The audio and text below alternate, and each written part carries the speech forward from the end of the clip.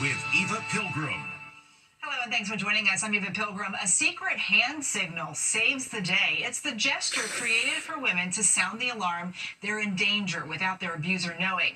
A woman inside a 7-Eleven just used it, saving herself from a suspected domestic violence situation.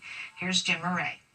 This hand signal for help, demonstrated on social media, is the reason cops say they were alerted to a suspected domestic violence victim inside a 7-Eleven. Are you okay? Yeah. Do you mind if I talk to you real quick? Okay. Yeah. Cops escort the pair outside. Can you stand up for me, please? Watch what happens. The man takes off running. Cops tackle him to the ground. Police say they were called to this 7-Eleven store in Los Angeles after an employee saw the woman make the hand signal behind her back inside the store. The employee recognized the signal and knew right away the woman needed help. It was determined that a domestic violence incident had occurred. Turns out the suspect, John Palombi, had an active warrant and a stun gun on him. Across America, there's growing awareness of the hand signal, indicating you're in a crisis. Here's Ann Mercogliano. The hand signal also works in a moving vehicle. This is how it works. Hold your hand with your palm open, tuck your thumb in the center, and fold your fingers over to trap your thumb. A motorist on a highway saw a teen kidnapping victim using the signal and called 911. I've been following this Toyota Corolla from Madison County. The female on the passenger side, brunette, motioning for help. There's also speculation that slain Gabby Petito may have used the gesture back when she and her boyfriend Brian Laundrie were pulled over by police in Utah in 2021. Carmen McDonald is with the Survivor Justice Center. I think it is incredibly exciting that there is a nonverbal way for survivors to get help that is spreading. Somebody saw the cry for help, understood what it meant, and used it as a way to get help for this woman. Shows that this could just keep growing. The hand gesture was created in 2020 as a response to the increase in domestic violence cases during the COVID lockdowns. Don't sing and drive. This woman was singing along to Britney Spears' Hit Me Baby One More Time and got so into the music, she ended up flying off the road. Allison Hall has the details. She's in her car belting out a song. Hit me, baby, one more time. Yep, it's the Britney Spears classic, Hit Me Baby One More Time. Hit me, baby, one more time. But watch what happens next.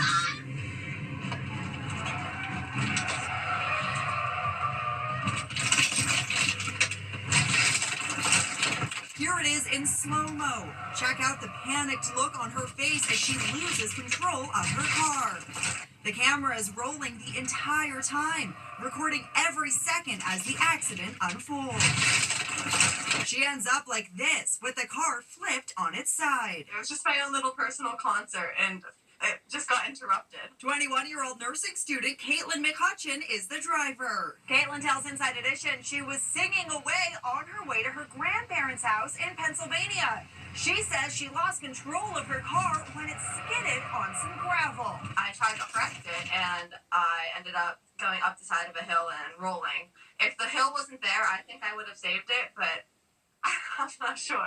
I did walk away with a concussion. I had a bunch of bruises all over my legs, but I was okay in the end. As for recording herself singing in the car, I won't do it anymore, obviously. lesson learned.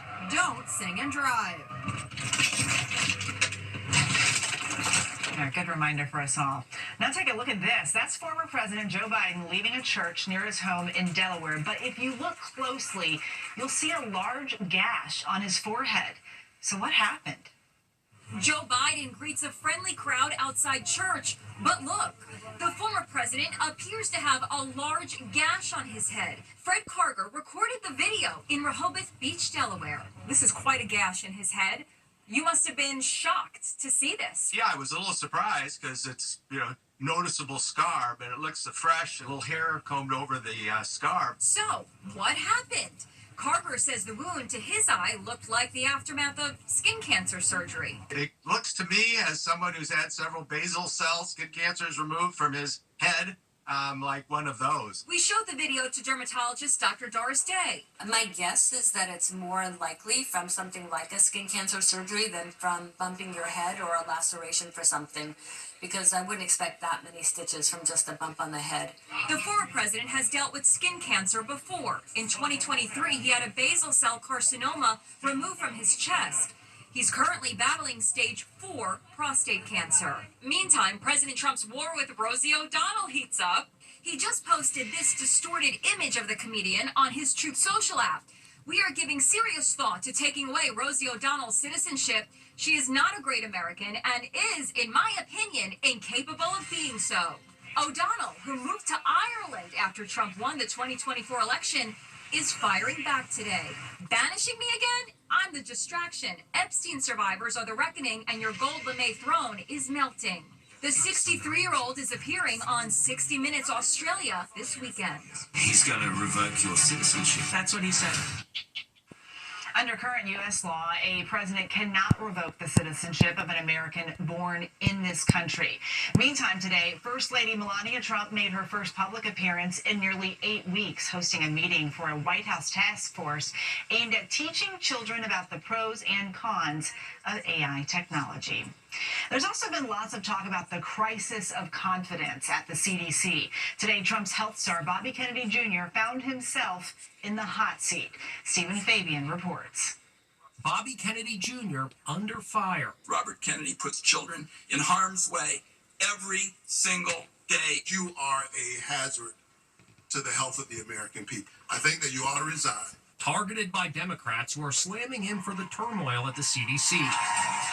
Sir, you're a charlatan. That's what you are. How can you be that ignorant? Several Republicans also joined in. I would say effectively we're denying people vaccine. You're wrong. As schools across the USA start the new year, several senators today expressed fears that Kennedy, a vaccine skeptic, is on a crusade to eliminate vaccine mandates for kids like they just did in Florida. The Florida Department of Health, in partnership with the governor, is going to be working to end all vaccine mandates in Florida law. All of them. Florida, why? The move has some parents in Florida freaking out. Do you guys want tuberculosis? Do you want hepatitis? I'm seriously asking, do you want polio? Do you want that? This quite literally could be a death sentence for some children. Should parents and schools be prepared for more measles outbreaks? How about more mumps? But Kennedy hit back, accusing the senators of fear-mongering.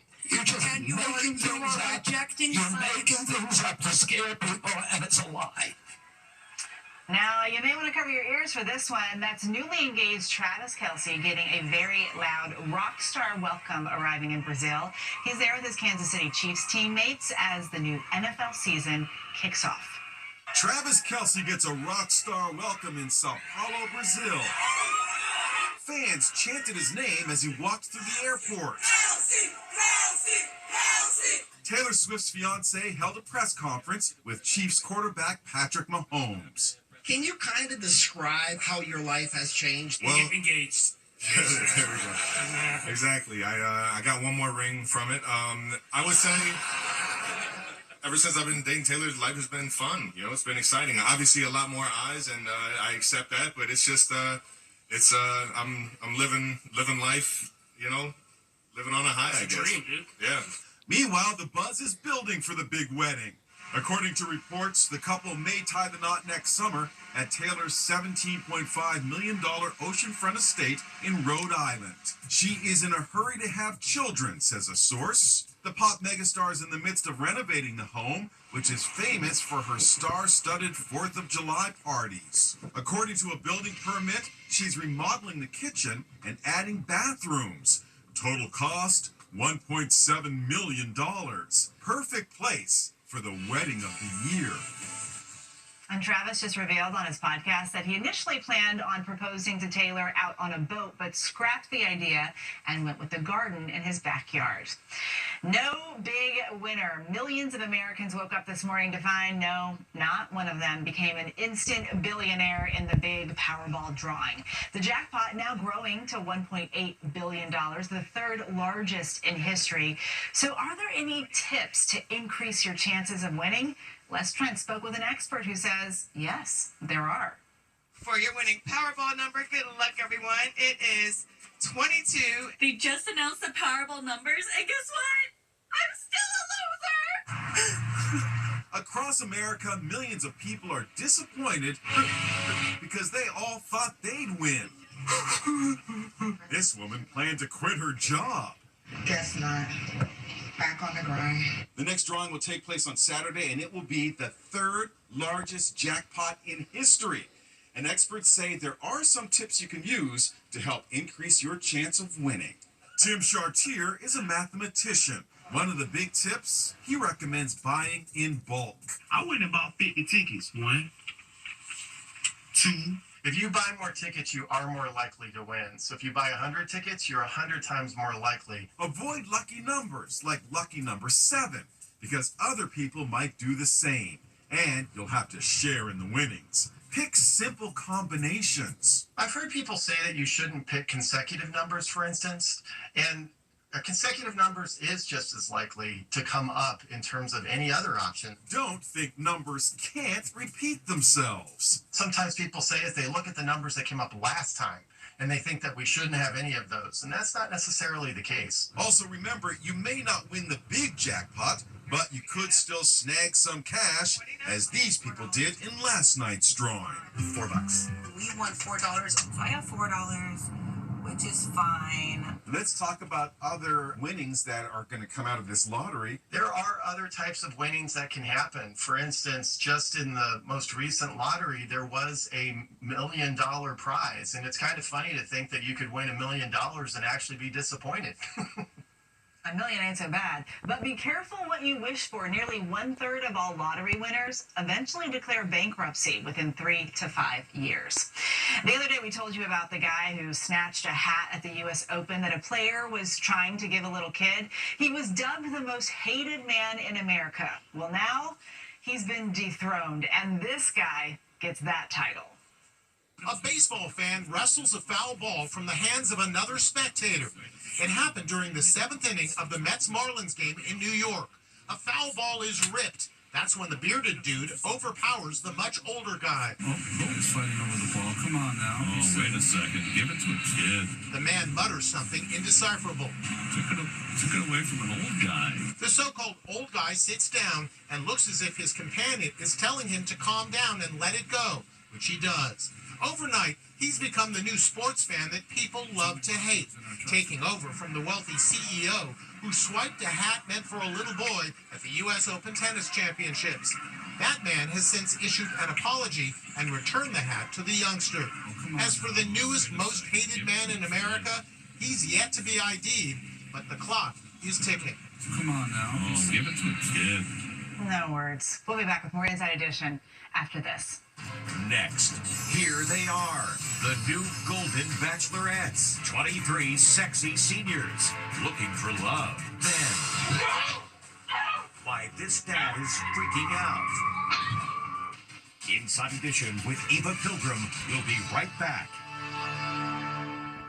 The Golden Bachelor is back for season 2, and we've got your first look at the 23 senior singles hoping to get that final rose. Here they are. Meet the 23 new ladies from the Golden Bachelor. We deserve respect.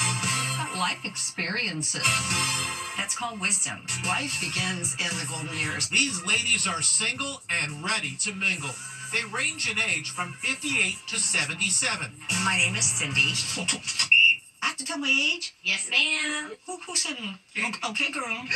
Carla is a former model. Debbie is a 65-year-old fitness instructor. Monica is a cosmetic dentist. And at age 62, Peg is on the bomb squad. I was a firefighter for 22 years, and I spent the last 13 years diffusing bombs for a living. So Mel doesn't scare me. These sexy seniors are all vying for the love and attention of former football player and lawyer Mel Owens, who already got himself in hot water saying he didn't want to date a woman over 60.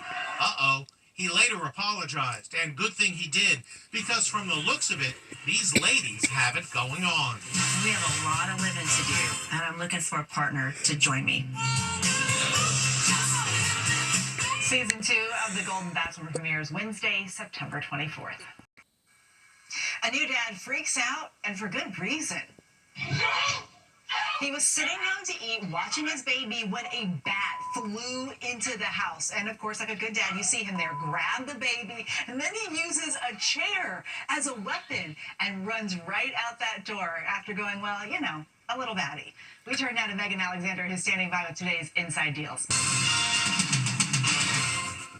Finally today, a wife who's full of surprises. Imagine coming home to a chicken,